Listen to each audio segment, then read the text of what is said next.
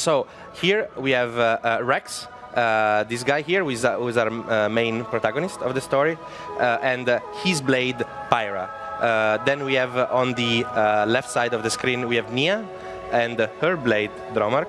And on the right-hand side of the screen, we have Tora, the Nopon, and his special blade, Puppy. And maybe that's directly something that we need to explain a bit more, because I guess there are a lot of Xenoblade Chronicles fans out there, but for everyone who doesn't know about the franchise yet, so tell us, what is the connection between the driver and the blade? So we don't want to get too much no, I know. because it's a very important part in the storyline and we don't want to spoil too much, but what we can say now is that each blade is sort of the personification of a weapon that the driver is using. So the Rex, Nia, and are drivers, for example, and Pyra or Dromark are blades.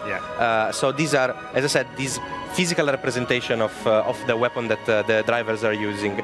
They are not human beings, they are different kind of creatures, and the relationship between these two different species of beings plays a central role in the storyline. And that's what I wanted to hear. Thank you for that. Okay. So we are, as I said, here in your area, you can see that we are inside. This is a closed space. You can see up there are some openings, and when the sun will rise, we will see light filtering through from those. Yeah, and you can already hear from the music that it's a very different feel to what we showed during E3, Gormoth, which was an open outside area, really a big space that you could see around.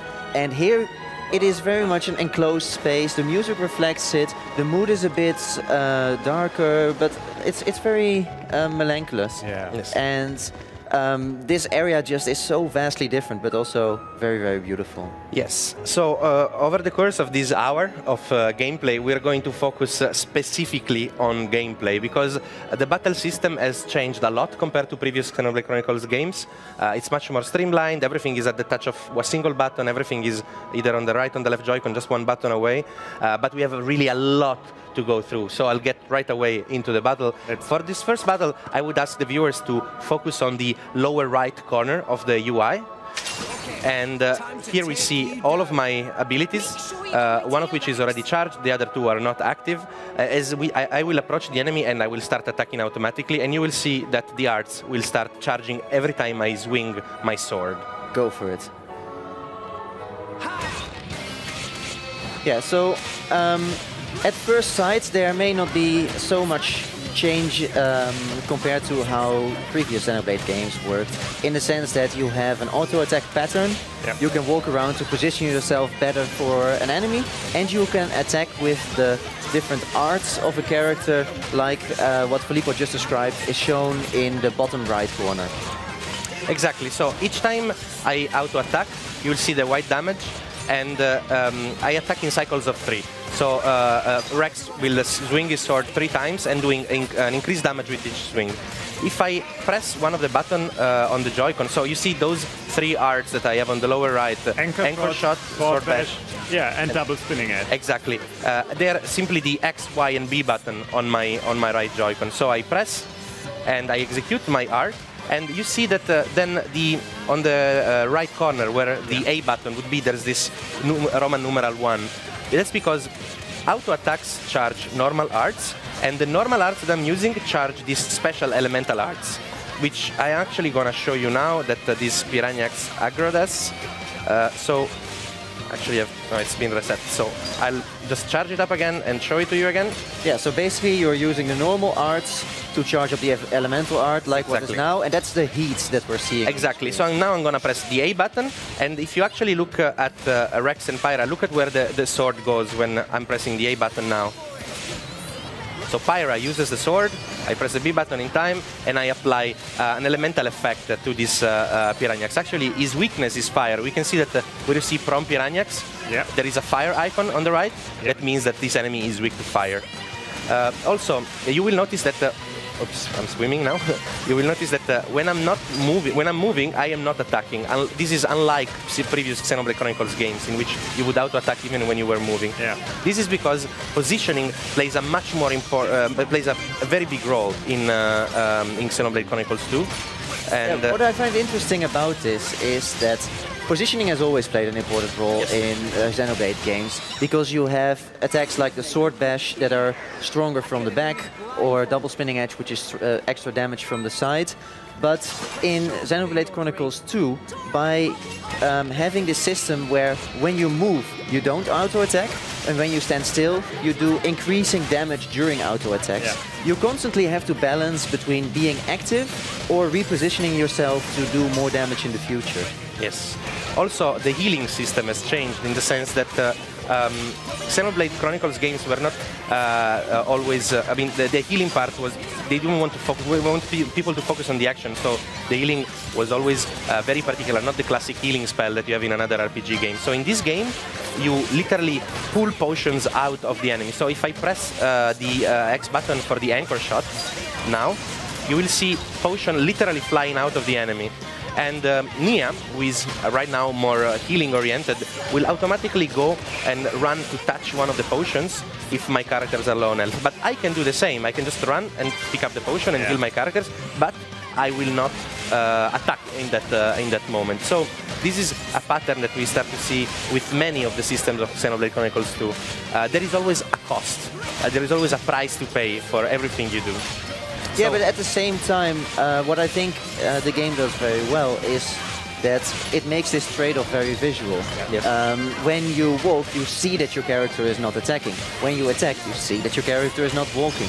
And in all the systems that we will show later, we see that same kind of trade-off, and we see the same kind of visual explanation. Yes, that's very right. So I'm just gonna...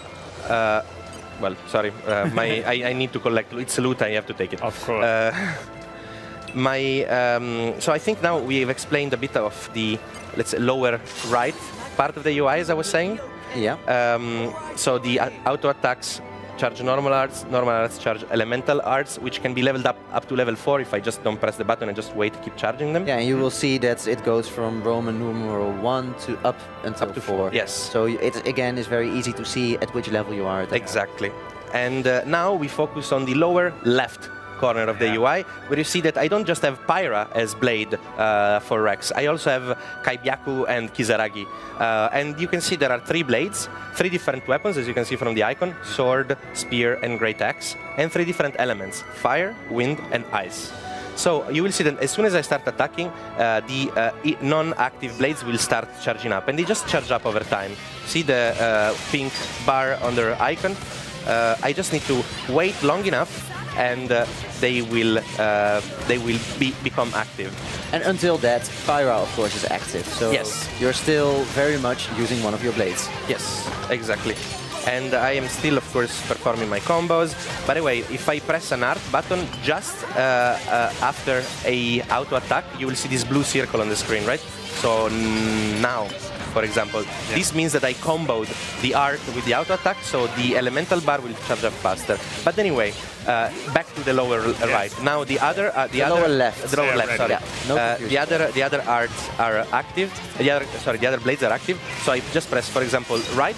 Please. On the left. Right on just the left show Joy-Con? it on the Joy-Con, because what we can see is that both the bottom left and the bottom right correspond to the buttons on the Joy-Con. That's why Filippo is also clearly playing with 2 separate Joy-Con. Exactly. So now I've changed to Kaibyaku, which is the element of wind with spear. And you can see that as soon as I change, I will change now again to Kisaragi. If you look at the arts, they are all immediately active, and I can immediately execute my arts. Making combos with auto attacks and arts changes based on the weapon you have, because they swing at a very different rhythm. So the great axe is very slow, so it will make very big damage, very big swings, but I have to change completely my timing. Let's go over this again. Yeah, shall we do one more Yes. just to recap it? Yeah. Oh. Because for everyone who played Xenoblade Chronicles before, this is so elegant, like you like to say. Well, yeah, what I would say is people familiar with Xenoblade games will remember that arts are something which was in those games, and it was always sort of a bar that you had to scroll through. So you were using your time in battle often to scroll between the arts that had already charged and that you could actively use, and then wait for others to charge again. So a lot of your attention was spent on managing the bar. Now, what you can see is that because the arts of a blade are corresponding to dedicated buttons, and then the blades are also corresponding to dedicated buttons, it means that you actually have 3 normal arts and an elemental art per blade, times 3 blades, means that you have 9 arts plus 3 elemental arts just at the tip of your thumbs. Yeah. So it actually, on one hand, simplifies the system because you don't have to scroll through it anymore, but at the same time it also gives you the time to really pay attention to what is happening in the battle, instead of making sure that you select the right art, because those arts are already at your fingertips.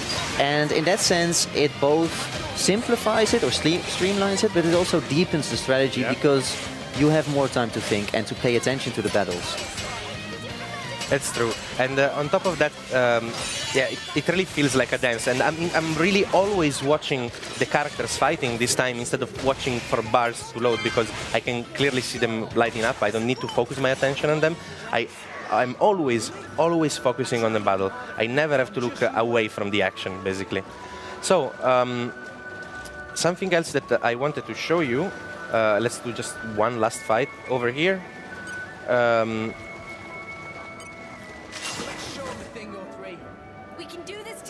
You might have seen already, while I was fighting before, there were not only my face down there when the elemental icon was attacked with heat, but sometimes also the portraits of Nia and the portraits of Tora would appear on the left and the right side of the screen. This is because I not only can command my character Rex to use an elemental art, but I can also command, for example, Tora to use stone, or Nia to use aqua, because their blades are water and stone elementals. So now I actually call for Tora, again with one button, ZL, to use his art, and you see then Poppy takes the weapon, this giant drill shield, and pushes back the enemy. Nice. Let's hope. That was a good big number, actually. Yeah. Yes. I like big numbers in RPG games. Everybody likes big numbers in RPG sure. games. Yeah, so what you can see now is all the way on the top, above Crabble, you can see stone. This is the element that was activated by the elemental art. And you actually now did the follow-up. Yeah, I told Nia to use her elemental art, so she had already charged to level 2, and after stone came Volcano, basically. Yeah, and this is what you can see in the top right corner of the screen, where there is sort of a path of elements shown from the moment that you activate your first elemental art. We'll go into more details later when we have a stronger enemy that we have a bit more time to explain it, but this was just a primer. Yes. So, actually, let's go back down. Time for a bit of exploration? Yes, you need to show everything that is around. First of all, now it's 5, it's already almost sundown, but you can see that those openings are letting much more light through, and so the look of Uriah will change over the course of the day. Something that the development team told us as well is that their intention with... I'll just run away. Their intention with Uriah was also to make this area a bit dungeon-like. So you actually have to find your own way around in order to traverse. That big crab guy, I'm just gonna stay away from him for now. Very good description. Yes, it's a crabble. Yeah, and that's a big bird guy. Yeah. That's not. I mean, I've seen bigger birds in this game. For sure. I wanted to say. Yeah, but look at that vista in the distance. Look at the view, and this is one thing that I love about Uriah. Because the light is coming from the outside, you really get a lot of this sort of misty feel that you're really inside this huge cave-like structure with things hanging from the ceiling, with a lot of sort of like autumn-like foresty environments, and it's just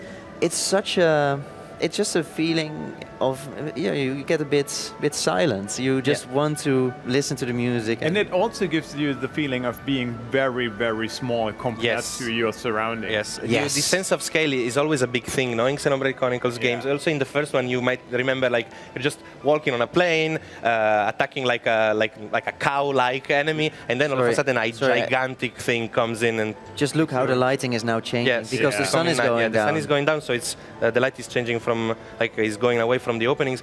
By the way, our objective at the end of this presentation is to get to that city that you see in the distance, this beautiful castle with this gigantic staircase that we'll see later on from a bit closer. Also, something that's quite cool at night, those trees that were very autumnal, some of them become very pink, almost like sakura trees, the Japanese cherry blossom trees.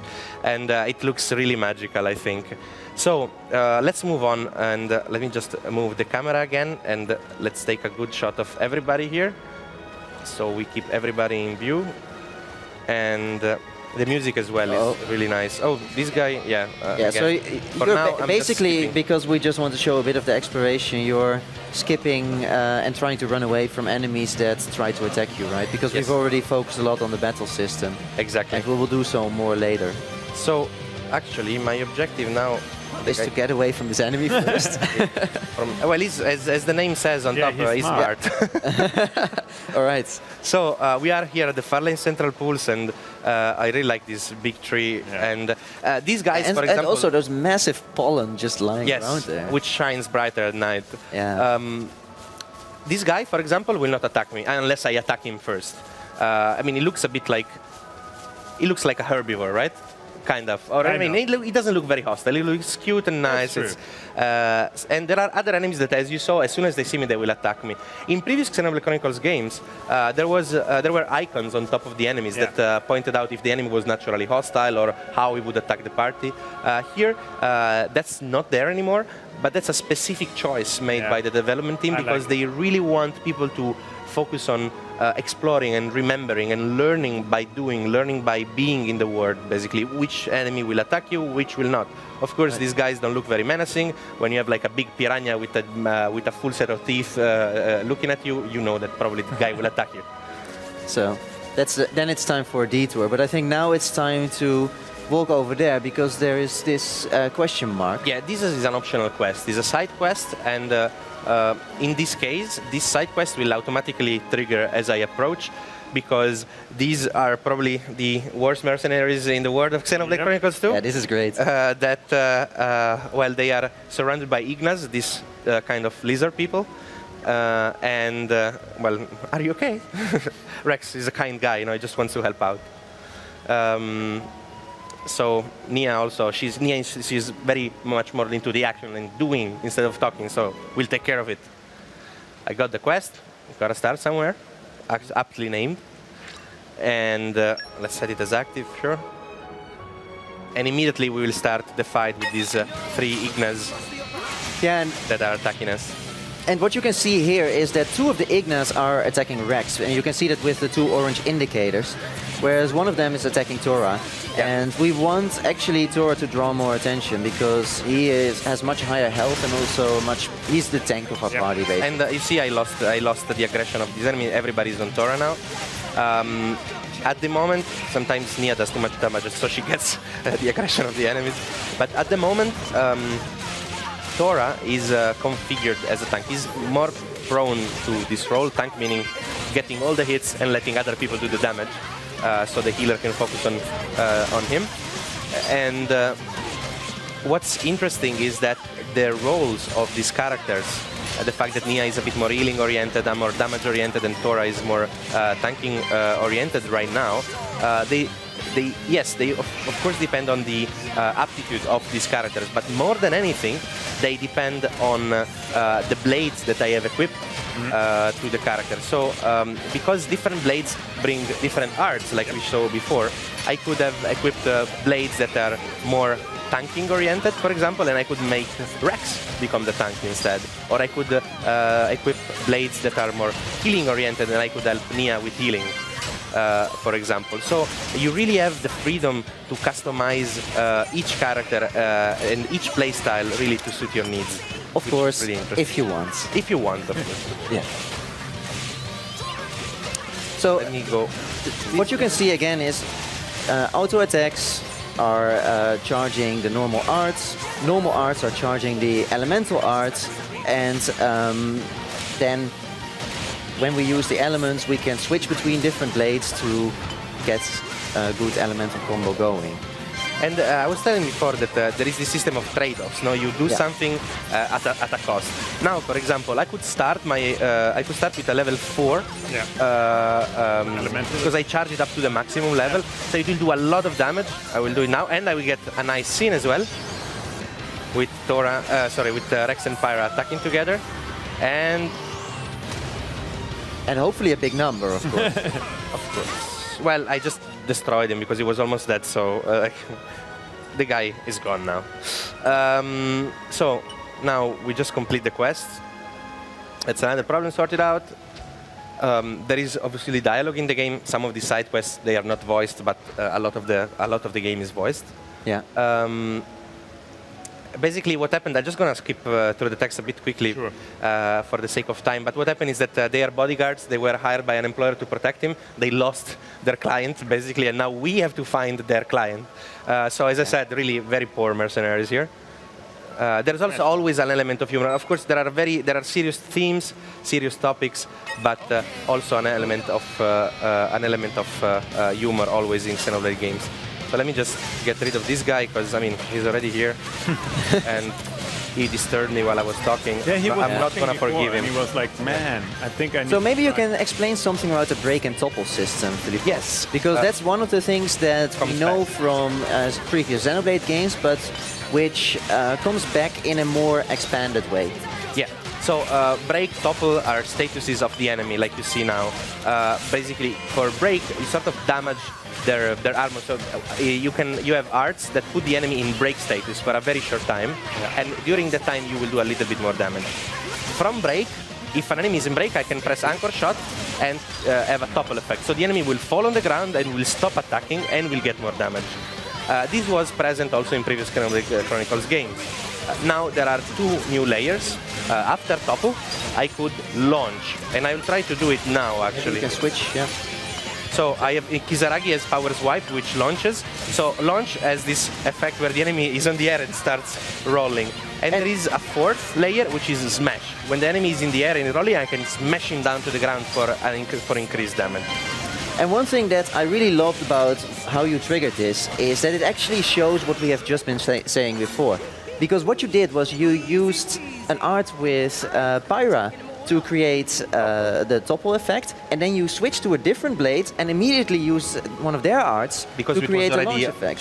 So it's at the tip of two buttons instead of having the whole bar that you have to cycle through. So it shows how immediate this system is and how you use it for your convenience, but at the same time you use it to go one layer deeper than before. Yes, actually, I'm just gonna keep running, but I often had the problem in Xenoblade Chronicles 1 where an enemy was in break status and I wanted to put him in topple status, but by the time I reached the art palette, by the time I moved through the art palette and reached that part, the break effect was already gone, or the topple effect was already gone.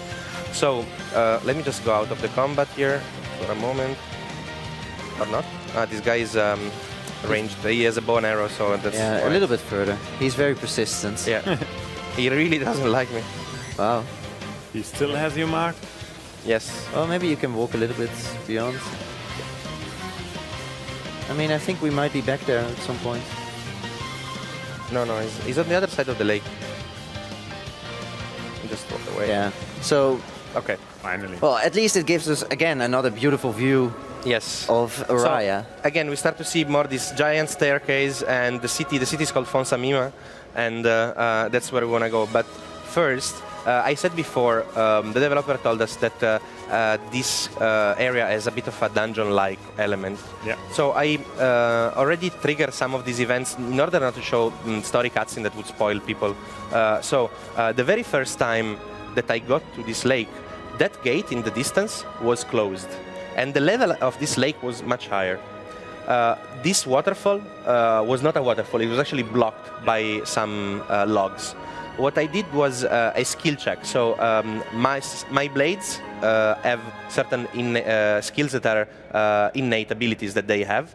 For example, Pyra has fire mastery, because obviously she's a fire elemental in a way, and I used this fire mastery to break that log that was over there, making the waterfall, creating that waterfall, making the level of the lake go down, and therefore allowing me to open that gate. And as I said, like really learning how to traverse in your area is really important as well. Well, and this again is one of those beautiful things, right? That's what it shows is it really retains the core of what makes previous Xenoblade games. You have a huge element of exploration, and you have a very deep combat and customization system. Yes. And what we've shown now is, of course, on the one side, how this combat system is more streamlined but also deepened. And on the other side, we're now also showing how the exploration is still very much there and also expanded on in a few subtle ways. Yes. I mean, also, you know, jumping and reaching a place that at the beginning seems impossible, some elements of light platforming are all elements that we've seen in previous Xenoblade Chronicles games and definitely play a role here as well. I will try now to find a pretty interesting fight. I hope I have to find a place where I want to drop down. And yeah, you probably want to find a bit of water then. yeah, let me see. Oh. This is kind of risky, but I think it's going to be good. Yeah. Yes. okay, Well aimed. good. So I want to fight a big, unique monster that has lots of HP and will allow us to go through other systems as well of the gameplay. Because really, it's layer upon layer upon layer of system. Oops. Yeah, and that's basically what we're doing now, right? We're trying to. Oh. Ansels are not fun. Ansels are not fun. Should I fight? Yeah, maybe. Okay. Ooh. Right. Ooh. I hope that Tora gets the aggro quickly. Because he's level 24 and Ansels are big and do a lot of damage. Yeah. So, fortunately, Nia is ready for the healing. Yeah, maybe we want to get a potion over there in the distance. Nia will get it automatically if my characters are low on health. I don't need to get it myself. Ah, she's so nice. Yes. Well, actually, she's quite a character. Uh-oh. She's a very nice character, I think, in Xenoblade Chronicles 2, and she definitely has an attitude, I think. So, we could talk a bit about elemental combos and how to connect them together, right? Yeah. So now, you see both, all of my characters have an elemental art available. I have with stone? Yes, let's start with stone with Tora. And now, please focus on the top right corner of the screen. You see that this thing that appears up there, it's sort of like a path. I executed a level 1 stone art. Now I will execute Volcano with Nia, which is a level 2 fire art, and I will go up this path.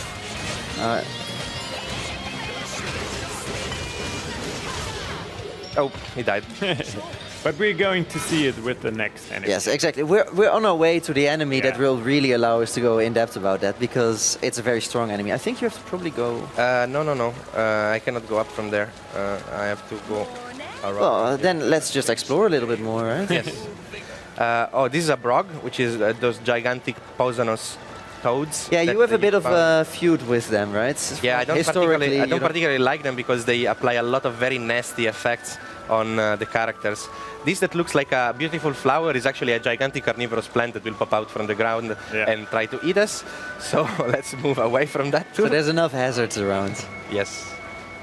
And we're actually have to find the right place to jump from. Excellent. And we're actually, there's Ragi again. Yeah. So let me try to go back up. Sorry for the repetition. To be honest, I mean, we haven't seen this area before, so I don't think it's such a bad thing to see some more of it. Yeah. Yes. And this again is also one of those things in Xenoblade, right? That in Xenoblade Chronicles 2, these areas, they are massive. So that means that finding your way through involves revisiting and re-exploring certain parts of the environment and really trying to see the clever paths through so Or that you don't get yeah. attacked by enemies all the time, like what is happening now. It's okay. You can dive into know the it by water. now, yeah. Yeah. So I did a mistake before in jumping in the water. I should have simply gone for another route, actually. But we'll get there. We'll get there. And another thing that we're going to see as well is that, Can you of just- course, Yeah, the that's what I enemies should are have going to use different abilities as well, and it's not just about like using your own abilities to damage them, but also to like avoid their abilities. Exactly. So there are some certain characters that really sometimes do massive damage. Yeah. And you want to definitely stop them from executing certain some of their abilities. Yeah, and also one thing that you can already see now is one of these unique feelings of Xenoblade Chronicles 2 is that some enemies might seem small, but they're actually quite strong, like Yes. the ones that are attacking Filippo now.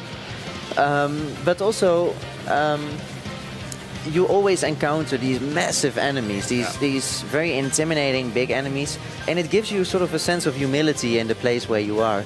You have a certain role in the ecosystem, and you are not the biggest, strongest character around. Exactly. So by playing through the game, you sort of you become stronger, and you become more important within that environment, and you start to become more confident in taking on stronger enemies.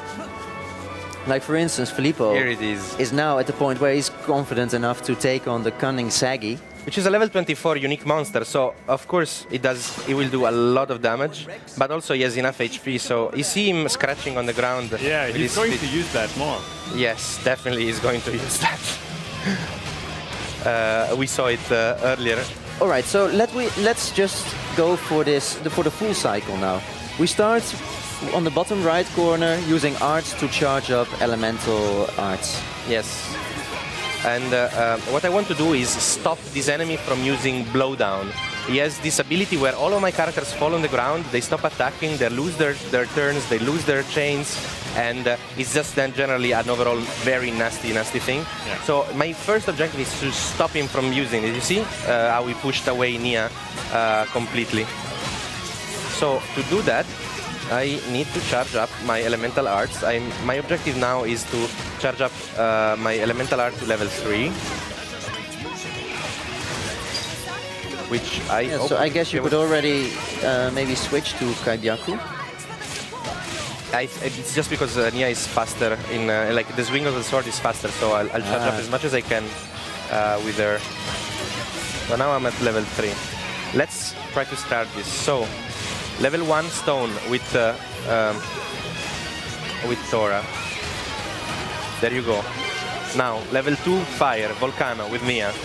There Yeah, we and go. you can see the gauge from stone will change into a gauge from volcano. Yeah. And that shows you how much time you have left to execute what is in the top right corner. So now I have level 3 wind. I can go up the path and do a seal blowdown. So I will stop, after doing this, I will stop the enemy from using the blowdown ability. Volcanic Storm. Excellent. And bam, big numbers. That was a huge number, I would say. That was a very, very satisfying role-playing game number. Yes. So you see that now on the top right corner the text seal blowdown appears. The enemy will not be able to use blowdown anymore, basically. Yeah. But at the same time, a green orb is floating around cunning Saggy. And that means that because the last art I used was wind, that means that now wind does less damage to this enemy from this moment on. Yeah, so again, this is a risk and reward system, Yes. right? A balancing Trade-off, act. yeah. Yeah, the trade-off that when you go for a huge number, for a lot of damage, and you use, for instance, a wind elemental art for that, it means that after that, going for the same path will give you a lower reward. So basically what you want to do is you want to build in a variation into your attack pattern, like what Filippo is doing now. He's triggered an ice art, and now probably you want to do another ice I'm trying to do, yeah, exactly. I'm trying Yeah. to do level 2 ice with, I just have to need to wait for Kisaragi to be active again. Exactly. Well, you have enough time. Yes. So we can see in the top of the screen above Koningsagi's name that the ice bar is going down. And we see in the bottom left that Kizaragi is now ready to be switched in. And freeze. You see also how the names of all of these arts change based on the path that I'm doing. Yep. So now I do a level 3 with... Let's just take 1 second to show that in the top right corner, you can now see that it goes from ice to either darkness or stone. Darkness or stone, exactly. So now... Permafrost crash! I like the names. Great animation. Bam! That was definitely and you cool. see the ice, like, I like how... Whoa, when 19,000! And yeah, I did a lot of damage there. But now you see that I have 2 orbs floating on the enemy. Now the enemy is resistant to wind and he is resistant to stone. So now we have the final layer for now of this demonstration of the gameplay. Now we look top left. Top left there is this white bar of 3 segments. I can use each one of these segments to revive my characters when they fall, when they die, if they lose all of their HP. But again, I can instead press plus to execute chain attacks. Yeah, and I completely use this bar. And chain attacks are again something from previous Xenoblade games, but it's now very different because it's again expanded on. So now I can break, I can burst these 2 orbs that I have applied that the enemy has to reset his resistance. Yeah. Now I control all of my guys at the same time. So on the bottom right side, you see which elemental art you could use. Yes. Again, to break through these orbs. I think I will use ice now. Yeah. Ice is opposite to wind in this game. So if I use the opposite element, you see wind is flashing. I need to... Kizaragi is performing a move and the wind element is almost burst. Now I only have Poppy on Tora, so I use Poppy, of course.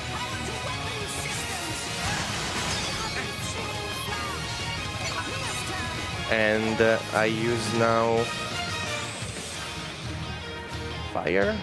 Yeah, it doesn't matter so much. Yeah, it doesn't matter so much at this point. Let me just use fire because I like the guy, the blade, and its animation. Nice. So now you can see that both of them are cracked, but not burst. Yes, exactly. So they are still around. So actually we failed in our mission to get rid of these elemental orbs because we want now it really limits us in doing a lot of damage. Yes. Because now the Koningsagi has extra resistance to both wind and earth. So what we want to do is build up this chain attack gauge again. Yes. Filippo, how do you build up the chain attack gauge? By attacking, by executing arts, and by attacking effectively, by performing combos. So basically by staying active. Yes. Well, in the meantime, you have already activated heat, so you could go for another... I'll try to burn out now. So you used a fire art, which means we go up in the path. Yes, and now I can only do a level 3 fire, which I hope Nia will charge up soon. Because I definitely will not have the time to do that. Oh, he's calling allies as well. He's calling additional enemies to join the fight, which is, I would say, definitely not what I want. Also, because I changed the path now, he can blow down again. Yeah, because now the seal is on Shackle Driver instead of on Blowdown. Yes. So but anyway, let me just go back to the chain attack. If I manage to burst those two arts, I could have actually kept going with my chain attack. Sometimes you get a prompt, and if you press the button at the right moment, you can keep chaining, basically, and you can keep going from character to character that you control. I didn't manage at that time. This was a very, very smooth fight, and it's incredible that you've been able to show 2 elemental orbs appearing. Yes. But can you just give us a nice overview shot so that we can briefly recap what just happened? So we used auto attacks to charge arts. We used arts to charge elemental arts. We used the elemental arts of different blades to go up into an elemental path. And by having a level 3 elemental art going, we did the elemental orb on an enemy, and then we used a chain attack to break the orb, so that we could basically start from 0 again and start doing a lot of damage again. So you can really see how all these systems tie into each other, but because they're all made visual, and they are all at the tip of a finger. Yeah. It means that it becomes very easy to understand how you trigger all of this. It really is a path. It's sort of, you're going up one step towards the ladder of awesomeness. Yeah, and it also feels like, well said, it also feels like, even for my friends who will be joining me when I will play it, it will be easier for them to understand what I do. Like, I remember Exactly, back in the yeah. days when I was playing Xenoblade Chronicles, they were like struggling to follow what I was doing, Yes. actually. And this time it's much, much clearer. And also, by the way, imagine doing all of this like on the bus with your Switch. That's also why Yeah. you might seem the UI is quite big, because you also have to be able to play it that's a comfortably good thing. in portable mode. Exactly, and I mean, yeah, just imagine having this massive game in your fingertips when you're sitting on the bus or in a train or in a plane. It's really, it will give you so many beautiful moments, and you also have all those moments that you can spend with it. Yeah. By the way, here we see something quite interesting. These are drivers themselves with their own blades, and that guy level 25 is a unique one that will kill me in about 3 hits, so I'm not gonna start this fight. But what I wanted to say is just that, see, we have 3 blades and 3 drivers, and they can do everything that I can do. Yeah. So even though they're not gigantic monsters, they are really scary and really dangerous. Yeah, so basically in this world, you are not the only ones who have this No. connection between drivers and blades. No, it's a common thing. It's not common. I mean, of course, drivers are rare people that have this Yeah. ability, but you find not just you find many other people, Again, and by the entire way, armies of them. This staircase, it's just so impressive, right? Yeah, so you see, I couldn't have gone up from the staircase because it actually dives deeper into the underground, and the edges are too high. I cannot jump on that. But I just want to show you. Wow. Just we are much closer now to the Yeah, city. because from where did we come? From behind there. And actually, there's one guy that I can show you, if you can see that gigantic sea snake next to the tree. Yeah, he's just chilling above his water there. And just like in other Xenoblade Chronicles game, if I dive down there, all of the enemies will not be around my level, 20, 21, 19, No. 25. No, they will be, what did you see? 70? Yeah, exactly. Like from 35 to Let's stay 70 here. something. Yeah, for now we stay here. But this is also an element typical of Xenoblade Chronicles games, that it is a living environment with its own fauna and flora, with its own ecosystem. Well, and because of that, it's also an environment that tells a lot of stories simply by being there. Yes. Because these enemies, like what you were saying, we had this special enemy which is extra strong and which was sort of like digging at the tree. So immediately, also one of the things you wonder is, why is it digging with its claws at the tree? Well, we didn't show it, but there was actually also something to find there. Yes, there were actually there was a collection point with a skill check where I needed to have the proper blades equipped to be able to dig something from there. You're right. So now, of course, for the viewers at home, it looks pretty dark now, the image, because we are in an enclosed space. It's night. The light is not filtering from the openings on the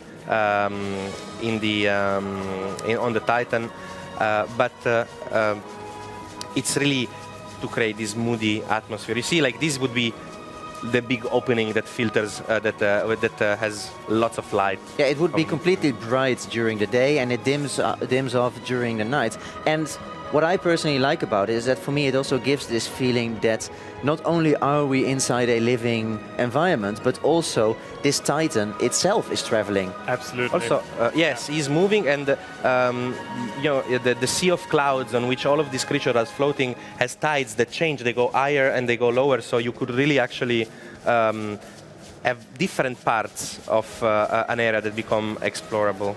And here we actually see, I was waiting for you to show it. It's so beautiful. This big organic sort of vehicle is itself a Titan, a smaller one. That this is, in a way, the transportation system of the game is that people are using smaller Titans as taxis to go from one big one to the other. I'm sensing a theme here, because earlier today we were talking about Jaxies, and now we're talking about which were Jaguar taxis, and now we're talking about taxis because they are Titan taxis. Oh yeah, Yeah. Not fair bad, enough. not Fair bad. enough. Yeah. I'm not sure which one I will prefer, but I think for now this one is a bit more impressive. You want to color the wings, you Maybe mean? it's even easier to steer. So. Oh yeah, that's for sure. And here Oh, we man. see where we were. Let me just go into Fonsamima. Yeah, exactly. I think we we have another spot there as well. Yes. Oh yeah, definitely. So where are we getting in now, Filippo? So Fonsamima is this big medieval fantasy castle town, and you'll see that as soon as I enter, there's tons of NPCs. These are all vendors, like a fishmonger, a butcher, a baker. Just here at the entrance, there's tons of people I can talk to and discover new things about the world and trigger quests. There's vendors of accessories for my characters, and if I think. And this is a layer of the game that we're not really going to touch today because I'm we not gonna focus talk to so them, much yeah. on the battle system. But look how big this city is. I mean, I have actually never even been here before. I just discovered the staircase. Maybe I shouldn't have. Maybe I don't know. We'll see. We'll see. It's a back alley, so let's avoid it for yes, now. Exactly. We want to stay safe. I mean, we've already overcome many we challenges.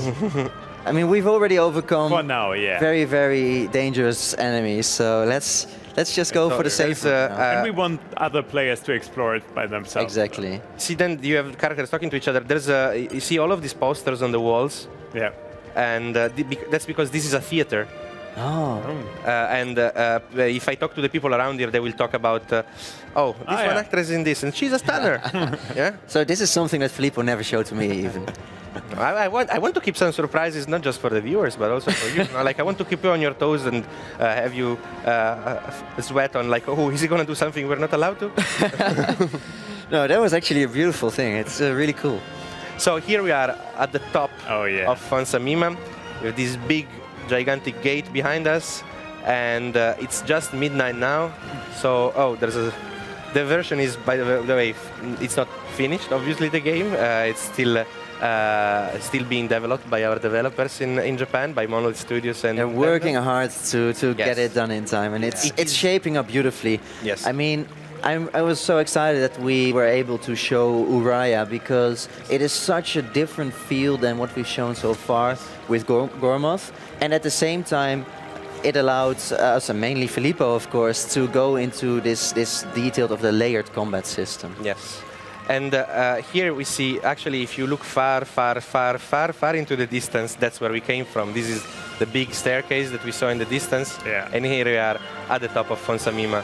And you see how also this castle town has been built considering the structure of the world. Like it's been built On the Titan, On the basically. Titan, Yeah. and in a way, living creatures on the Titan respect where they live, and they try to work with, let's say, the geography and the landscape of the Titan. I think, So let's actually line up our cast. yeah, for a beautiful- final group picture, you mean? Yes. Yeah. Exactly. Okay, I'm aligning. Yeah. There we are. They fit in my frame. And here we have our current party members, Rex and Pyra, Nia and Romark, Tora and Poppy, which will be surely my companions for hundreds of hours when the game finally releases at the end of the year, in winter. And I'm of so 2016. excited, not just to play this on TV, but mainly also to be able to take it anywhere so that I can really sink in all those hours and explore Uraya, Gormoth, and many more places. Yeah, Definitely. It really breaks my heart. I think I will miss these guys a lot, but it's not that long anymore. I think we just have to wait a little bit. Yes. And then we are finally able to get our hands on Xenoblade Chronicles 2. So thank you very much, guys, for welcome. showing us around. It was the a pleasure. world. It's always a And pleasure. to play this especially game. Very much a pleasure. The new area, Yes. Uraya. It's so great. Yes. It's I so great. can't wait for it. So thank you very much to you guys. Yeah. Obviously, also thank you very much to everyone here at gamescom.